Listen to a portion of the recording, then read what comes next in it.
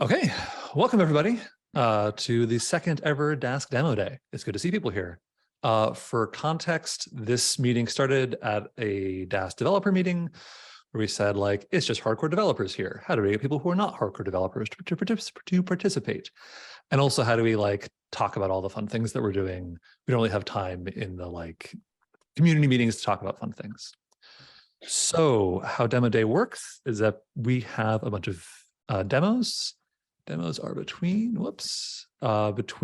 5 and 10 minutes each. At 10 minutes, I'm gonna hard cut you off. This gives us a couple minutes for questions, and then a little bit of time for transition.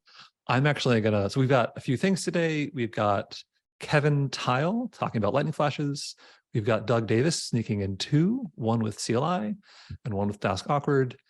And then there's Optuna by James. I'll give a brief community update interlude thing. It should be a couple minutes. And then Gabe is gonna finish us up with PySpy. I'm actually gonna, while I have you all here, do a very tiny demo. We gave a tutorial last week. There's a new button I want to point you at. It's this button. I think I'm giving that demo too. Sorry? I think I'm giving this demo too, but that's okay. No, I'm doing really well. Well, if you're giving a tutorial, you need to set people up the dashboard, and usually click the dashboard link, and they tab back and forth, but that's not good because you want both at the same screen at the same time. But now there's this button, and it just sets everything up for you in a common way. It's very neat. Also, quick pitch. The bottom of this thing is pretty cool. In this tutorial, we had them zoom around, and it was fun to zoom around. Here's 1 billion points, and every time I zoom, it goes through 1 billion points. So this was a fun kind of end to the demo day or the tutorial. So super neat. If you want to play around, it's on a YouTube video. I'll put it in the chat. Anyway, mostly just want to show off the button. Yeah, no, the button is great. Ian just added the button, and yeah, good, kudos, Ian. This is what I normally look at: the task stream, the worker memory, and the progress. But I can imagine other folks. I'm thinking specifically, there's other fun GPU plots that folks might be interested in. You can create your own custom template that gets pulled up when you hit the button. So anyways, I'd be curious to see what people do with this. Different buttons for all. I feel like developers have discovered the button in the last few years, and it's a big deal for us. Okay, that's it. Thank you all for allowing me to sneak in. Kevin, are you ready with lightning flashes? I think so. The thunderclouds have formed, and I think we're ready to convect. So let me go ahead and share my screen. All the weather nerds were laughing, and everyone else was like, huh? All right, thanks for this opportunity.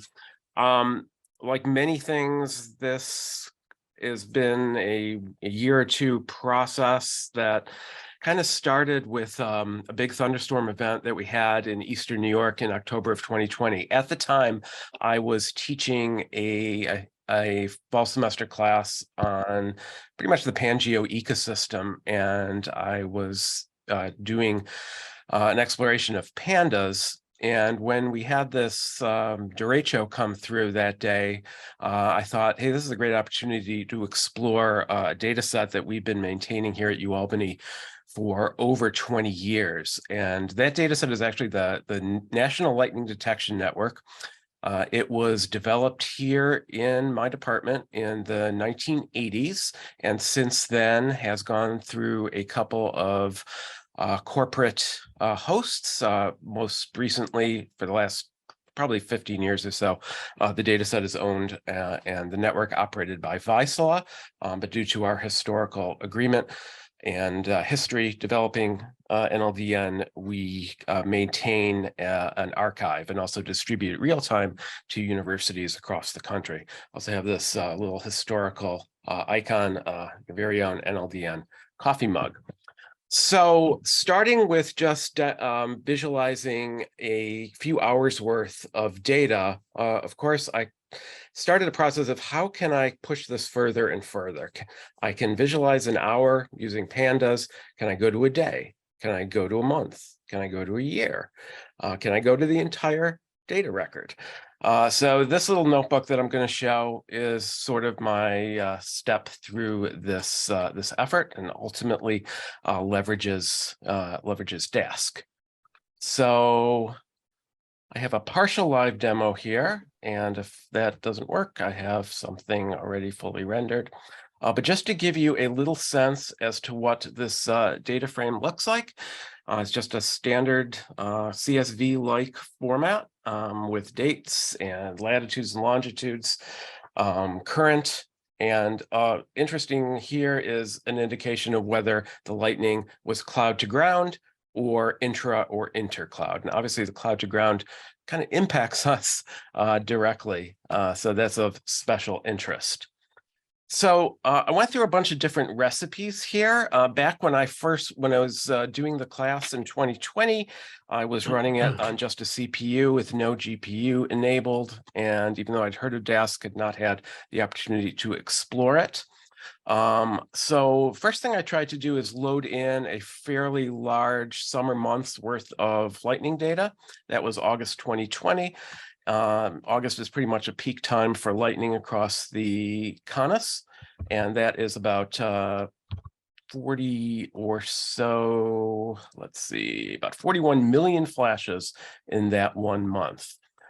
So reading that in, just using regular pandas on a CPU, took a little more than a minute and occupied a fair amount of RAM, considering that the server at the time only had 96 gigs of RAM.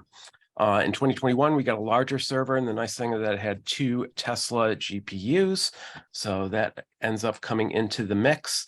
But just doing some comparisons, we get a little bit of a speed up just using regular pandas and CPU on that new server.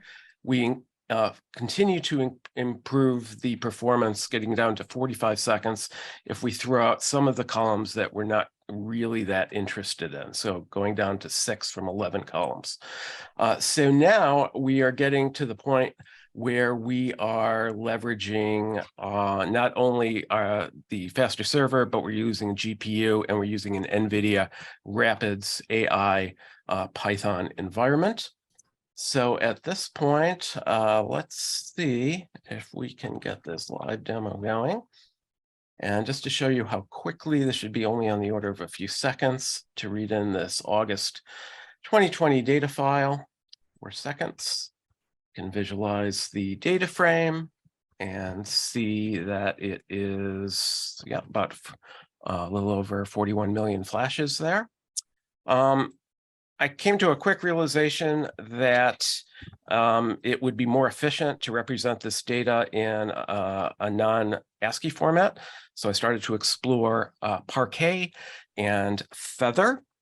In order to do that, I also wanted to combine our date and time columns so they would be make a bit more sense and take advantage of the native datetime 64 object.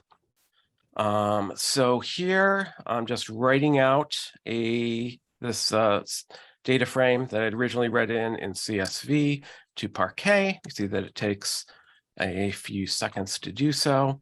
Also wanted to try it in Feather because when I was trying on a CPU, I actually found Feather to be a bit faster. We notice here that in the Rapids environment, Feather still works, but it is not GPU accelerated. So looking like maybe Feather isn't going to be the choice, but just let's try reading it back in. This takes on the order of about 12 seconds. And 10 seconds there. We do find, though, that if we repeat the read, it is much, much faster, less than a second. We'll do the same exercise with Parquet. It will be very similar in terms of reading it in for the first time from Parquet format on the order of 10 seconds or so, and a subsequent read even faster than the second try at Feather. So hey, Parquet all the way. So once I had discovered that Parquet seemed to be the way to go, I was like, okay, let's go from 1 month to 1 year. So let's try doing a year's worth of flashes. And Kyle, just so you're aware, you're at 6.5 minutes in, so you got like 3.5 minutes left. All right, we're going to go at really lightning speeds here. Aha. And I think we can actually do that. So what I'm doing now is just combining 1 year's worth of data into one frame, concatenating that and writing it out. And we then write that out to disk. This is on the order of just a few seconds or so. All right, so let's read that back in and let's see if we can at least visualize what we've got from there. So here I'm bringing in the HoloView suite, and we're just going to do a quick and dirty heat map. And, you know, maybe for folks who have used this a lot, it is just the way it is, and you're no longer impressed by it. But to me, just being able to read in 200 million flashes and have it visualized in a matter of seconds is incredible. So jumping forward, and in the interest of time, the next thing I did is let's try to get the entire data set where we have cloud to ground and intra-cloud flashes loaded. And what ended up happening is if I repeated that same workflow, I ended up maxing out the memory on the GPU. So I was like, okay, this was my first opportunity to really try to leverage Dask on my own. And so went ahead and did that, repeated the exercise, but ultimately, and I won't show this here, we ended up hitting the 32 gig memory limit because we just had one GPU. So restarting the kernel one more time and kind of doing things the right way. The secret now was, in addition to just loading representing the data in the Dask QDF data frame, let's spin up a cluster. And by spinning up a cluster now, we can leverage both CPUs. And we go ahead and notice that all of these combining, creating one combined data frame, ultra fast. And then we write that out to Parquet. We're getting some warnings here as we're seeing the multiple yearly files that are getting combined into a single data set. But once that concludes, we will actually see that this cell has succeeded by virtue of leveraging the local cluster. You got about 1 minute, Kyle. 1 minute. Can we do it? Yeah, I think we can do it. Man. And we may do it. Yeah, baby, we definitely are going to do it. I think, though, what I'm going to do is just jump to the pre-rendered, where we've actually gotten this to load. And let's try doing another visualization. So now we've got 2 billion rows. And I can tell you again, the amount of time that it took to render this complete heat map was lightning fast. And so this was the first real opportunity I had to work with Dask. I've seen a lot of demos, but being in a situation where you had a problem that could not be solved in a standard way, and then going through all of the tools that were available that Dask makes available really made it more clear to me how I can actually work with this and go even further. The one limit that I've hit at this point now is that going beyond, I have hit the maximum amount of RAM on the 2 GPUs. So going further, the work I'll need to do is try to get access to more GPUs so we can really dig down and do more than just a heat map data shader visualization of the lightning flashes. So That's great. That's it. Thank you. Cool. Thank you, Kevin. More GPUs is always the answer, it turns out. NVIDIA would be happy with your response. And they've been great help at moving this forward. Okay, great. Doug, you are next up with Dask CLI. Good to go? Yes, sharing now. Okay. So yeah, this is going to be a pretty short and simple one. So at SciPy this year, a group of Dask folks got together, and one thing that came up during the sprint was having a kind of high level umbrella Dask command line tool to make available to folks developing things with Dask, and also to move the existing CLI tools under this new higher level umbrella. So the way that we did this is we just made a Dask command line executable. So boom, here it is. After you install Dask, you now have this Dask command line tool available to you. With only Dask, there's just a couple of things here. Open the docs, get info about your Dask installation. If we install distributed, then we get more. So the way that this works is with entry points, Python entry points. So before this new CLI, there was Dask dash scheduler, Dask dash SSH, Dask dash worker. These are still there, deprecated. But the idea here is for folks to start using the new ones with if they're using distributed. And also it's easy to now develop your own. So I will make a very short and sweet one real fast. So here I have a project called cluster info, just a small Python project that has one module called app. If I look inside it, it's just going to, it takes in a scheduler and it's going to tell me the total memory and the total number of threads available to the scheduler. And the way that we're able to plug into the Dask command line interface is with an entry point. So I will look at the entry point, and here it is right here. So this is the modern Python packaging way to do entry points now with this project.entry points, and we name it the Dask underscore CLI, is then going to communicate to our Dask installation to go ahead and, hey, check out this function that I have in my own local project called cluster info, which is the main function here. And if I install this, I will have a new cluster info sub command within Dask. So I can start a little scheduler, add a couple of workers. And so now if I do Dask cluster info, where am I? Okay, there we go. And it's the worker, sorry. Do the scheduler. I can, there we go. Whoop. Not cluster underscore, cluster dash. There we go. That's my memory and thread. So that's a tiny little tool just to show how one would make their own project and plug into the Dask CLI with an entry point. So real fast, kind of last.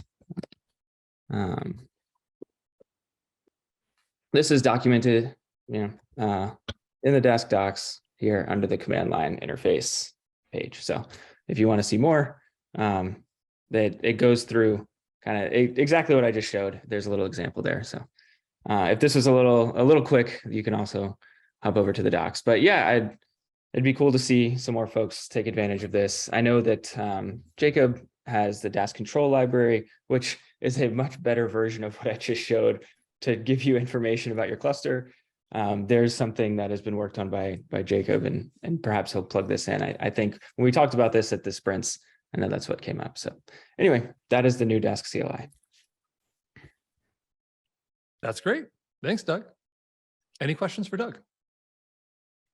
Oh, yeah, he just said he has a PR. Cool. Question for the room. Does anyone have any other utilities outside Dask CTL or Dask control that like think might be a good fit? No, it was a fine answer. But so is yes. I feel like Jacob has answers to that question. I have too many answers to that question. What are a couple good answers? I mean, so we're adding this to the Dask CUDA stuff. So like better GPU support. Like we have the Dask CUDA worker command at the moment to start a CUDA worker, but we can expand on that as well. It's nice having a namespace that you can kind of drop more stuff underneath and kind of expand on. But yeah, I like the idea of us being able to say to folks like in GitHub issue templates and stuff like, oh, please run this command as part of like your debugging process. Like I know a bunch of projects already do that today. Or like some kind of dump that spits out cluster info and all that kind of stuff. I know we asked for like you to run this Python function, but having all that in like just please run the CLI command is something I'm excited about, especially in all the deployment tooling where getting info from users is even harder. Yeah, cool. I'm also excited about this is like a good opportunity, I think, to maybe introduce a better like command line experience, like using things like rich and things like that. Sort of beautifying a little bit, making things, yeah, anyways. Yeah, there's tons of cool stuff there. I mean, in Dask Kubernetes, we the Python API generates YAML that's given to Kubernetes, and like it might just be useful to expose that so that you just run the like Dask Kubernetes generate spec or something command, and that spits that out. It's like it's so easy to just wire stuff up. It's like, oh, we have these internal functions in Dask Kubernetes, we could just wire those up to command line calls, and like anybody working on anything could wire up stuff like that if it's useful. Yeah, totally. Doug, the rich click thing, I think, really missed an opportunity. This package, I think, should have been called Rick. Yeah, that would have been good. But yeah, I heard you mention rich click, so I just wanted to quickly show that I knew this existed and it worked just immediately. So another plug for the rich ecosystem. Yeah. That's great. Okay, let's move on. Thank you, Doug. James, ready for Optuna? Yeah, we share the screen. And you can show off the button again. You can show off the button many times. Ian will be proud. Sure. Yes, Ian will be very proud. The first thing we needed to learn was to make the button, and the second thing we need to learn is to style the button. Okay, so you should be seeing my whole screen. Here's a terminal. This isn't super. This will come up later, but there's let me bring up Jupyter Lab. Okay, so I'm sitting here in a terminal. I happen to actually be in the Optuna repository here, checked out to some specific branch. I'll talk about that in a second why. First thing I'm going to do is, I guess, make the font a little bit bigger. Hopefully this is big enough for folks. Let me know if it's not. So I'm going to hit this button or run this cell first just because it'll take a minute. But I'm somehow keeping my respect around by putting the time magic here. So yeah, this notebook's going to walk through using Optuna to perform a hyperparameter optimization search on an XGBoost model on a Dask cluster. So this is a really nice example of sort of stitching a bunch of sort of projects in the PyData ecosystem together to run at scale. So this relies on a new on Optuna's Dask support, which actually just landed earlier this week in Optuna. So it's not released yet. So locally, that's why I'm using the main branch of Optuna. Here's a PR, the links to the actual work that just got bridged in. Yeah, and this should be coming out in the Optuna 3.1 release. That's when you can expect the Dask integration to exist. So yeah, like I said, in this notebook, we're going to be using XGBoost for sort of the model. We're going to be using Optuna for hyperparameter optimization. We're going to be using scikit-learn for cross-validation. And then we're going to be using Dask, so happens through a coiled cluster for scalability. I do want to give a shout out. This is actually Matt put together an example notebook that looks eerily similar to this notebook, which is actually based on this notebook that I linked to from the Rapid scheme. So the first thing I want to do is spin up my cluster. So for that, that's happening here. I happen to be using Coiled. This would work with any cluster management technology. Coiled is just like the easiest way I know how to spin up a large cluster on AWS. So here I'm going to get some relatively small workers. Each worker has 2 CPUs. I ask for 20 workers, and I'm using package sync. This is a Coiled feature. This is important. This just makes sure all the local packages you have installed are installed on your cluster, and they'll match automatically for you. This is important because, like I said, I'm using sort of a dev branch of Optuna. So this took about a minute and a half, and here is my client that's now connected to the cluster. So like Matt showed, you can now use this nice button which I noticed you have to press twice for some reason. So to open up your plots here. So that's sort of the Dask part. So that's nice. It's just a few lines of code. So now getting to the sort of main domain of the demo. So the first thing we're gonna do is create an Optuna study. This is sort of the object that Optuna, this is the main user-facing API for Optuna. You create a study and then perform a bunch of hyperparameter optimization trials on a given objective function. So here we're creating an in-memory storage object in Optuna, and then using Dask to wrap that. So what this code would look like without the Dask integration would be you would comment out that you wouldn't have this line and you wouldn't have this line. That's really, actually just take it back, you wouldn't have this line. That's it. This is the one line that makes the entire thing run on a Dask cluster. So it's nice to just sort of one line drop in here. So another thing is we're able to use an in-memory object here, object store, because normally, like in the original notebook from the Rapids team, they actually use a SQL database here. One of the nice things here is we're actually taking the storage object, shipping it off to Dask, and letting Dask handle all the coordination for all the different optimization trials that'll happen on the workers. So here you actually don't have to set the database. You can just use an in-memory representation, which is nice. So I'll go ahead and do that, set up my study. We get a warning message that's saying the Dask storage is experimental for the time being. And then, so now we have our study object. Now we need to say, hey, what thing do you want me to optimize? So this is just copy and pasted from the NVIDIA example. So here's our objective function. The only modification we've made is we've commented out this particular hyperparameter. This is what says use GPUs. If you wanted to use GPUs, you would just uncomment this line. So yeah, here we're using a built-in data set from scikit-learn for sort of convenience. Here are all the different hyperparameters that we are going to use in our model. And notice here we're doing, some of these are like hard-coded, like number of estimators, verbosity. Those are just hard-coded hyperparameters. This is the syntax for sort of saying Optuna, give me a new value for this hyperparameter as I'm going through the search space. Then yeah, have our XGBoost model using scikit-learn for cross-validation and returning some score associated with model goodness. That we can go ahead and start actually performing the optimization trials.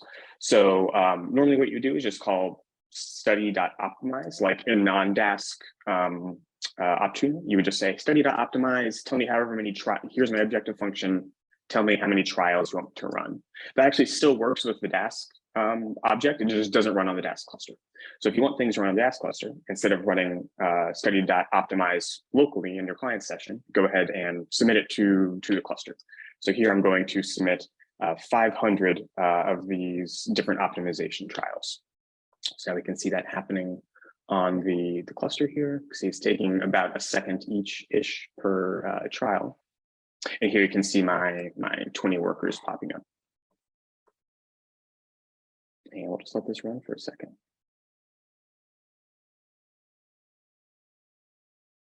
And okay, that's it. It took about 25 seconds. Those are the 5. We now have completed our optimization sort of parameter search. And now we can use all of the sort of goodies that come along with Optuna to investigate the results. So for instance, we can look at one of the most important things is what were the best values of the parameters for your model, and here they are. And then you can also look at like what was the best value for the actual optimization function itself. You can then Optuna has a bunch of really like nice plotting utilities which you can use to sort of look at kind of the history of the study. Here we actually look at the objective value over as a function of the number of trials, and we can see the red curve represents like the best at each trial. What is the global best option? And you can see we hit that more or less after, I don't know, 50-ish trials. We basically plateaued. Yeah, and that's it. That's the demo. So some takeaways here are it was really easy to get existing Optuna examples to run on a Dask cluster. It took 2 lines of code. We had to wrap the storage object in a Dask storage object, and then we had to do client.submit instead of just running study.optimize. I was also able to use the dev branch of Optuna pretty easily with coiled using package sync, and it was easy to spin up my cluster for like getting these 20 workers. I could have asked for 100, could have asked for 1,000, would have been nice. Yeah, and it doesn't take that long to move an existing Optuna workload that runs locally over to one on a Dask cluster. Generally, it's been a pleasant experience. There are a couple things like follow-ups for this particular example. As I pointed out, we can uncomment that. We can ask for GPUs in our cluster, uncomment that line in the parameters, and use GPUs. It was also sort of a toy example from scikit-learn. Maybe we could use external data from S3, for instance. And then one other thing is when Matt was playing around with this, he found a performance issue in the Dask Optuna integration, which was already present here. So it's not a anyways, it's already been reported upstream, so there is still a little bit of dev work to be done here, but things generally work. Yeah, so that's it. Any comments, questions? No, that's okay. There is a question in the chat. Oh, sure. What kind of object is the Dask storage object? A variable? When you say variable, you mean like a distributed variable, Martin? Yeah, it is. So whenever you create a Dask storage object, it actually ends up registering a, it's basically just a wrapper around the corresponding Optuna storage object that you pass into it. But it does make sure to register certain handlers on the scheduler that then the workers can use to, whenever the workers are running their optimization trials, transfer the results of those trials back to the scheduler, where just the normal vanilla Optuna storage object lives on the scheduler. So it's sort of centrally located, which is nice. You don't have to worry about sort of setting up a database that is distributed amongst all of your workers and the scheduler and your client. Yeah, so does that answer your question, Martin? I think James' question might be like, how is implemented? I think it's a scheduler plugin. Is that correct? It's a scheduler extension. Yeah, it's a bunch of handlers on the scheduler. That's how it's implemented. Right. So people who don't know, Dask has like a bunch of extension mechanisms. Scheduler extension is one such thing. This is a relatively easy thing to do. Okay, great. Thank you, James. I think I am actually next. I'm going to jump in with a brief community interlude. This is where you all get to, yeah. So you all came to this meeting. How lovely. There are probably other people who did not come to this meeting who should have. Maybe you're watching us on YouTube right now. You might be asking yourself, how can I learn about the next Dask Demo Day? There are many ways. I'm going to show you all these fun ways. One, you could follow us on Twitter. It's Dask Dev. You could also, we actually have a new newsletter. This might be news to everybody in this room because it was made last night. Did anyone like send a message in the chat if you like actually found out about this because of the newsletter? I'd be curious. How do I sign up for this really high quality, low volume newsletter, you might ask? It's super simple. It's all just a Google group. You can go to newsletters.subscribe@dask.org and just send an email, and that I'll subscribe to Dask, right now by just pressing send. So it's Google Groups. It's like kind of a dev-friendly, non-spammy thing. If you're a Dask owner and you want access to it, please go ahead. It has 2 different emails in it so far. So you could also, so you could look at Twitter, you could the newsletter. You could also, there's a Google Calendar, which again has 2 meetings in it, the developer meeting and this meeting. It's super easy to add to your calendar. So you can be made aware of this every time. We have Twitter. We are also maybe going to have a Mastodon account, which brings us to our last and final thing you could do to find out about fun Dask events, like pretty much just this one. And that's the Dask community GitHub repository, which just has topics about, here's a topic about November Demo Day. So these are a bunch of ways in which you can find out about Dask events. You can tell your friends, you can advertise them on your various systems. And yeah, that's it. I'm going to stop shilling for Dask. I'm going to hand it, I think, back over to Doug, who's going to talk about Dask Awkward. So yeah, before showing Dask Awkward, I will make a quick note about Awkward Array in general for folks who haven't heard of it. So for a long time in the PyData ecosystem, NumPy, Pandas, we had obviously huge projects used all over the place. For rectilinear data, Awkward Array is a project to bring NumPy-like idioms to nested variable size data sets, so lists of lists, but still bring that same vectorized array operation programming paradigm. So that is awkward array. So of course, Dask has Dask.array, Dask.dataframe. We have been working with the Scikit-Hep project, collaborating to make a Dask Awkward Dask collection. So bringing native Dask support to awkward arrays. So that is Dask Awkward. So I just wanted the high level pitch of the project. And so then I will show a quick demo. So I will follow the pattern we've had today of getting a little local cluster going. So here I've imported Dask Awkward, I've imported Awkward. No, I'm not going to use Dask Awkward. And I'll make one plot at the end. So I brought matplotlib in. Okay, so Dask Awkward is doc dot, awkward is awk dot. So I have a data set here. It's some Chicago taxi rides, the lazy version, Dask Awkward from Parquet. I'm going to grab one row group eagerly just for some demonstration. One row group from the Parquet file. So here's our Dask Awkward thing. We have 25 partitions.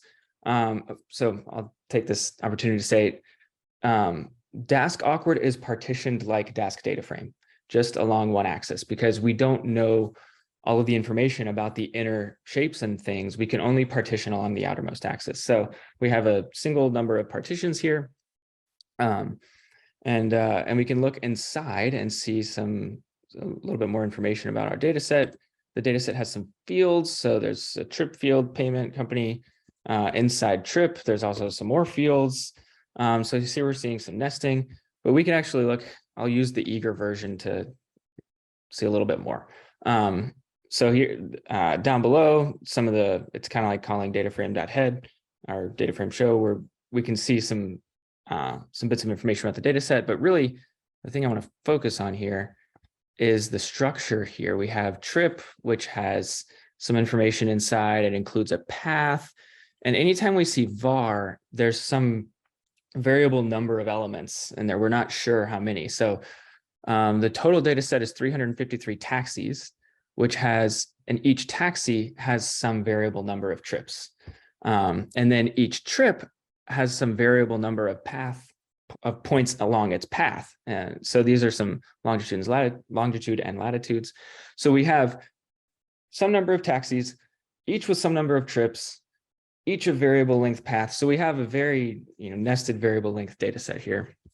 So I will use array style programming and Dask to make a little plot. So I can look at, I know that here's one trip. So this is one taxi's second to last trip. And you can see it has the various points along its path.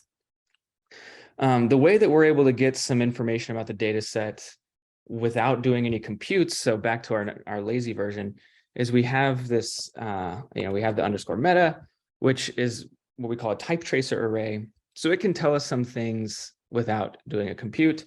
So we can look at the 0th taxi, and the difference between all of the taxis versus the 0th is here we have some, we're going to go in one more dimension where we lose the variable length on the number of taxis, because now we're going to one taxi. So now our variable length is just that taxi's number of trips. So there's still some information you can gather without even calling a compute. So now let's actually do a small calculation. So we will take every trip's beginning longitude and add its longitude differences, all trips beginning latitude, add the latitude differences. So this is actually doing a broadcasting, because there's only a single beginning longitude, but there's many longitudes along the path. And then we'll convert to kilometers. This is Chicago. So we're just, these numbers here are just to convert the longitude and latitude specifically to locations in Chicago. And so then we can get where in kilometers each taxi path in kilometers with this calculation here. So this is just a conversion. But now here's the difference between using array style programming and not. So if we wanted to get the length of every path, we could do we could loop, especially because we don't know the lengths of the nested things, we'd have to do these loops. So this is some pseudocode for each taxi and all of our taxis, and then for each trip and each individual taxi. And then then looping over each path in the trip to finally just do a distance difference, and do the sum of squares, so some square differences.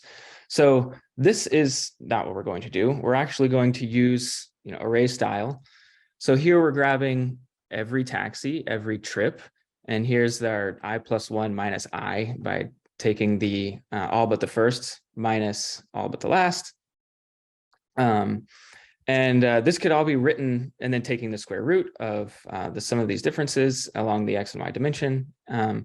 And finally taking the sum. We're summing the -1th axis because we want to sum all of the to get a length of each path, and the path is the final dimension.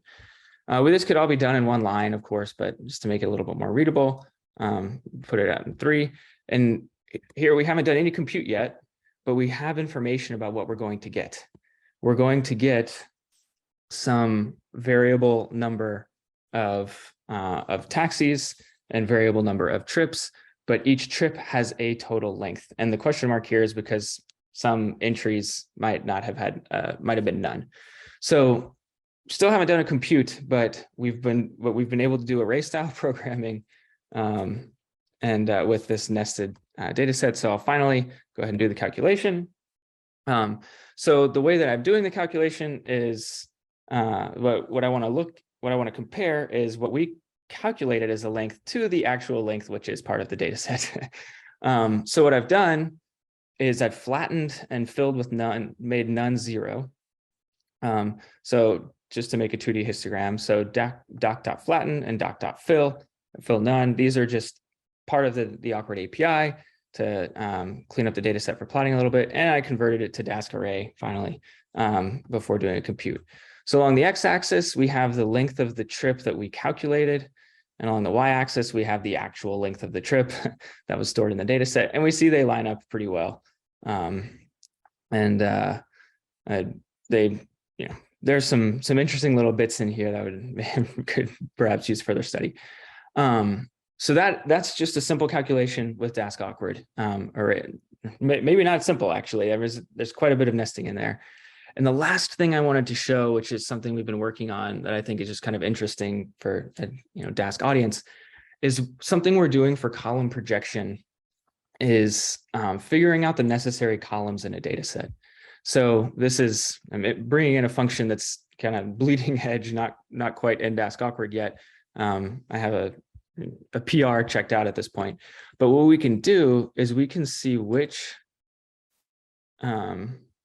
link this not to I didn't save this.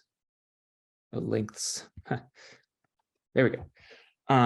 So this function actually using the type tracer, the metadata that I showed up here, this object, we can call awkward functions on this metadata, which doesn't carry like a huge payload, but it does have information about the structure of our data set.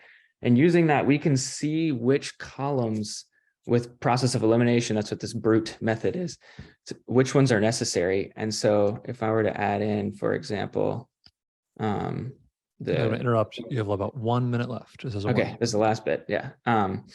The stored actual distance, if we want to take like the ratio of them, now we'll see we have a new column that was found to be necessary.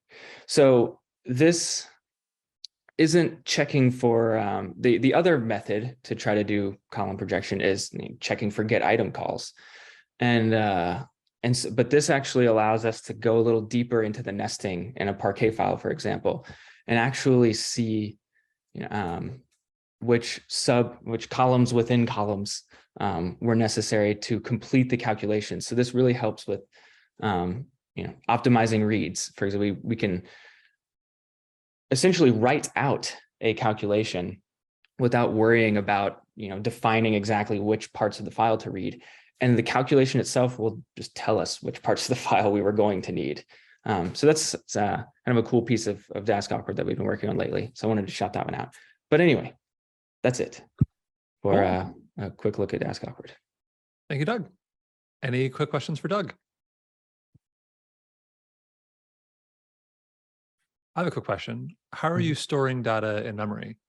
Like nested data structures that are compact are challenging. So this is Parquet. That would be a good question for our collaborator from the Scikit-Head project. Jim Povarsky is his name. He's the author of Awkward. Is Martin connected? Maybe Martin knows a little bit more about this. Yeah, I can speak to that. Sorry, I'm on the open mic on the laptop here. It's all dense by default. It's all dense NumPy arrays in memory. So you will have the values as an array, and you'll have a set of offsets, integer offsets into that array, and then integer offsets into that array, as many levels as you have. And so you can build up this nested list of lists that way. It's very similar and almost totally compatible with the Arrow notion of deeply nested things, but Arrow doesn't have the nice NumPy-like API to actually be able to do things with those. Yeah, okay, very cool. Okay, thank you, Doug. Gabe, you ready to finish us off? Yes, okay. I am going to talk about profiling Dask on clusters using PySpy. Okay, so you may be familiar with the PySpy profiler written by Ben Fredrickson. It's an excellent profiler for Python. It works a little differently from other profilers, like the profiler built into Python and stuff. First off, it's a sampling profiler. So it just like every 100 milliseconds or something goes and looks at what all of your code is doing. But the nice thing about it is that it's written in Rust, and everything that's written in Rust is cool and great, and everyone loves it on Hacker News. That's actually not the important part. The thing is, it's a totally separate thing from Python. And so the way PySpy works basically is every 100 milliseconds, it goes and scans the memory of the Python interpreter and knows where to look at like what byte offsets to learn about what your Python process is doing. So it's this completely external thing to Python. It just like looks at what is going on. And that one allows it to be, it's pretty fast, it's pretty accurate. But some of the coolest features are that it also has a native mode. So it can actually go not just look at what your Python code is doing, but look at what C code is doing, such as the C Python interpreter itself, or compiled extensions like NumPy, Pandas, like other things like that. So you can go deeper into what your code is doing than even just like what Python function am I calling. So it's very, very useful for understanding performance. And part of the main reason I love PySpy is because it's compatible with this tool called SpeedScope, which is a profile viewer in the browser using WebGL. It's really fast. It works really well. It's way nicer than like old, like Brett and Greg style flame graph SVGs. You just go to speedscope.app and you can drag files in here and look at them, which is nice. So all those things are really useful. So I built a little tool called Dask PySpy that combines PySpy with Dask in order to make it easy for you to just run PySpy on all of your Dask workers or on your Dask scheduler in a cluster. And so this can be like rather annoying if you have 200 workers and you want to profile what is actually happening in my cluster and why is it slow. If you want to go like, obviously, Dask has the built-in profiler tab. Like Dask does have some built-in profiling. It collects some statistics about, how much time things are taking. But those are very, one, those only like track Python stuff. You can't go deeper. And two, you don't get like a very rich time series of exactly what's happening. So with Dask PySpy, you can just run PySpy on all the workers, collect the profiles back to you, and then visualize them. So quick demo. Going to use a coiled cluster, once again using package sync, so I don't have to worry about what gets installed, it just happens. And I'm going to use 8 threads on this cluster, and I'll be really sad if it just shut itself down because it should still be there. but reconnecting has been rather slow today. Cool. I got my cluster. I'm connected to it. We'll click the button as always. And from Dask PySpy, we will import a function called PySpy. And so I'll just do something really simple here. I'll make a little 2D random array that's 35 gigabytes. And we can just first watch what happens if I just compute this normally. It's fast, as you'd expect. But say we were curious about what is actually going on when we do this. I'll call with PySpy. I'll pass the name of a folder where I want profiles to be written.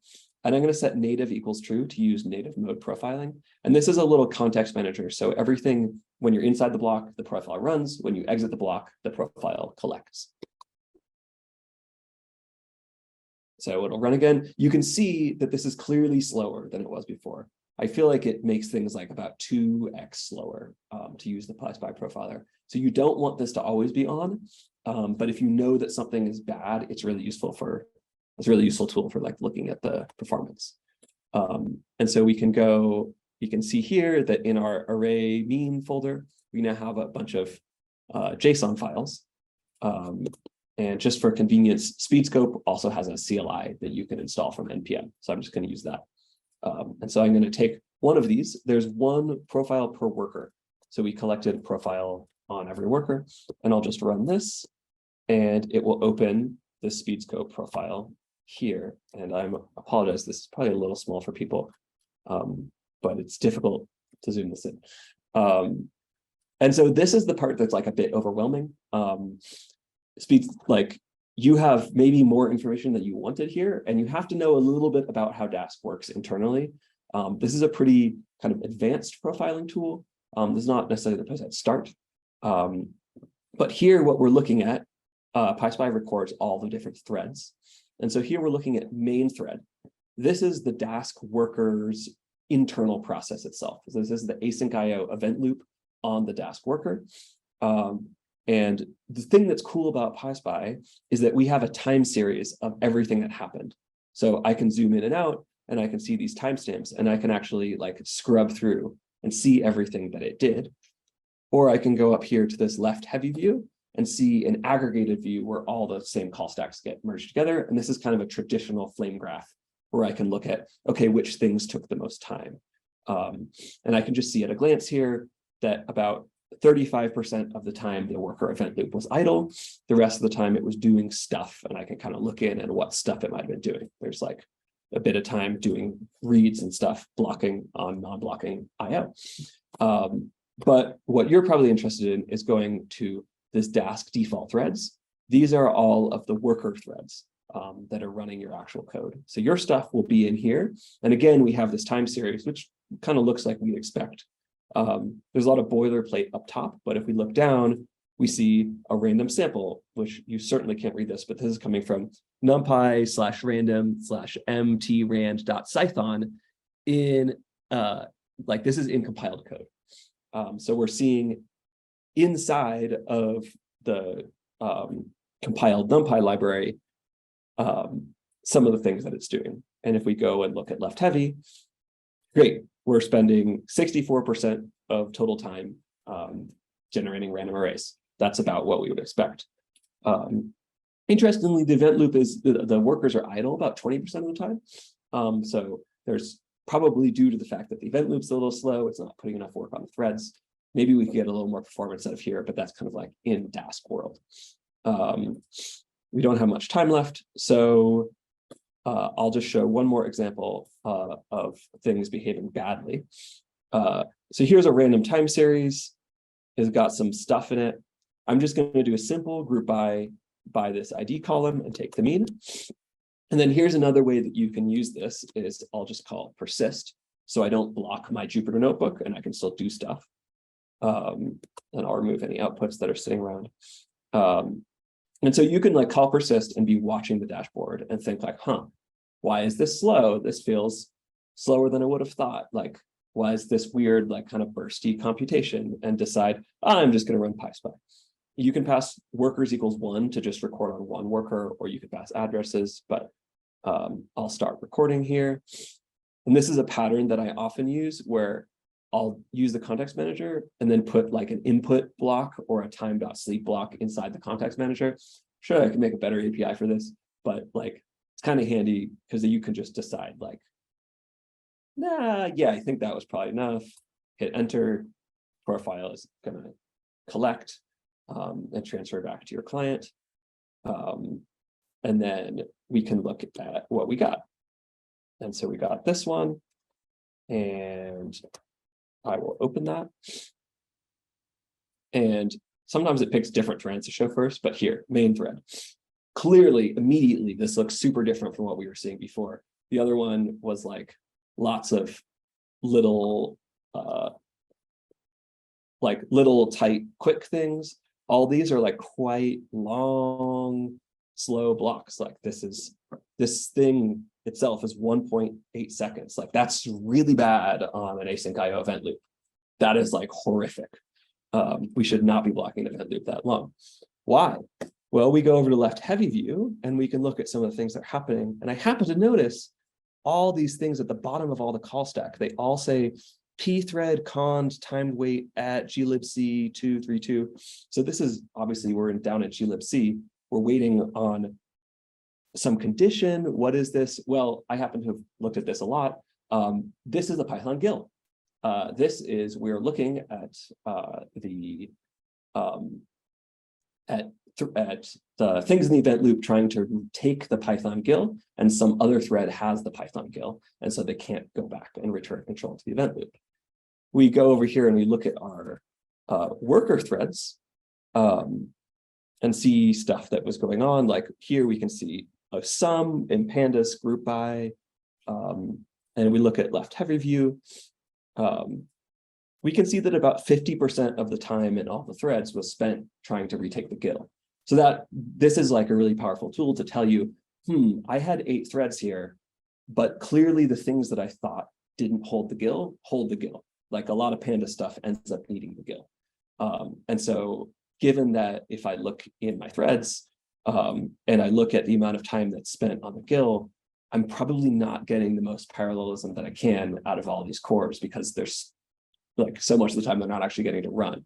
I probably should use sub-processes instead of threads, or I should use a smaller number of threads and mix threads and processes. So that's just kind of like one example of things that you can see when you're able to profile down into the C code and down into compiled stuff beyond just Python. I'll stop there. Questions? Thank you, Gabe. I'm actually going to pause for a second. So we're like, excellent staying in time. We're at the hour. If you'll need to check out, now is a fine, safe time to check out. Thank you all for coming. But I've got some questions. I want to dig in a little more, so I'm going to stick around a bit longer. But again, come check out. Thank you for your time. Gabe, I'm curious. Have you tried this with Arrow data types? No, I haven't. That's a great question. Like it would probably be pretty easy to test that out though, right? Like this is like a fun, like all these tools are like playing well together. We can like see what's, I spent yesterday evening trying out other stuff, such as looking at read parquet and how that is hit by the convoy effect and how that holds the GIL. This is basic, like, this tool makes it really easy to learn things about performance that you didn't realize were happening. When suddenly you can look at this level of depth, a lot of stuff pops up. Okay, I have a comment and a question. The comment is, just a heads up, in the latest Pandas release, any data type that is supported in PyArrow, you can now use as an extension type in Pandas. You can just do like as type, make everything like arrow ints and arrow floats and stuff, and it will just work. So anyways, Matt's point of like trying out arrow types might be like a one-liner. So anyways, that was the comment. The question is like, you said like, Pandas like actually holds the GIL a bunch. We should use sub-processes. I guess maybe my mental model is wrong. I was under the impression that like Pandas is actually pretty good about releasing the GIL. Like how often does this show up? Like I noticed this is about like generating random data, maybe? Like, is it just that like Pandas like random stuff holds the GIL and we should just open an upstream issue? And or is it like, anyways, is my mental model off? So here is, I don't know how well people can see this profile that I have open if it's too small. It's possible to get Speedscope to zoom in, but it's like, oh, I remember I have to do this. That might be easier to see. Maybe that's too big.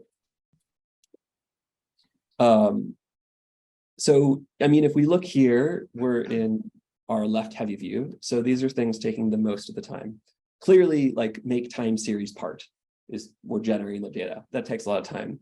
Make int, we're making a Poisson distribution. So like that in itself is a little slow. If we could use a different random function and that would be faster.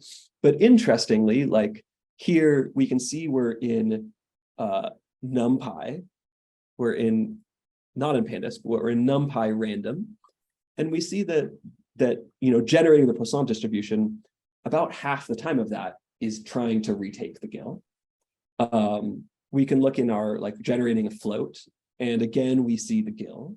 Generating the string, again, we see the GIL. Here we are initializing, we're creating a Pandas data frame, and we're doing the Pandas array manager stuff. And here is generating, again, we're in NumPy core multi-array. We're making a new PyArray. Again, calc is trying to retake the GIL. So I guess the thing really that I see is that if I click on this, which is the GIL, you can see how Speedscope highlights all of the other same calls in a little box. And if I look at this, I see a lot of highlighted boxes at the bottom of a lot of things that are taking time.